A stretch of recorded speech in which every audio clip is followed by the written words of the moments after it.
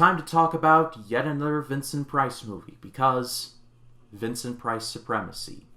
It's The Last Man on Earth. This is based on the book I Am Legend, more on that in a second, and it tells the story of Dr. Robert Morgan, who is the, last man on Earth, or at least the last man in the general vicinity. He spends his days collecting supplies and taking out zombie vampires. I call them Zompires. But at night, he stays inside his makeshift fortress, or house, I guess, but rigged to be a fortress, and working on a cure for the disease. If the title of the book this is based on and the plot of this movie sounded all familiar to you, well, that's because it's supposed to. Because in 2007, a movie called I Am Legend starring Will Smith was released, and it was based on the same novel as The Last Man on Earth. And in the early 70s, there was yet another movie based off of this book called The Omega Man, starring Charlton Heston.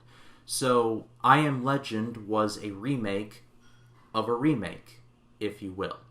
But as far as The Last Man on Earth goes, and I've now seen that, and I've seen I Am Legend several times, this may be a bit of an unpopular opinion, but I think I might actually prefer I Am Legend. Now, don't get it twisted. That movie has problems. Let's not forget that. However, I feel like the atmosphere and the general tension were done much better in I Am Legend. And in The Last Man on Earth, it feels a little more melodramatic.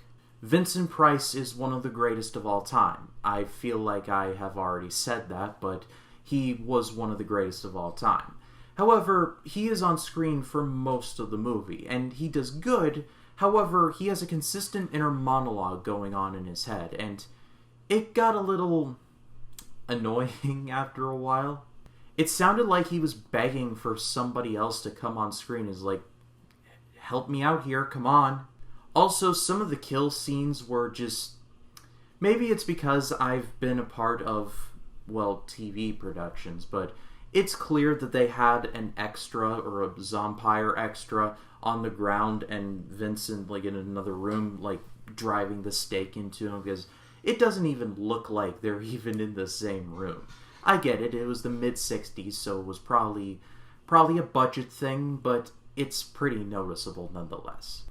However, due to the strength of Vincent Price, most of the time, this movie is an enjoyable watch. However, if you want the better version of this is definitely the modern version, I Am Legend.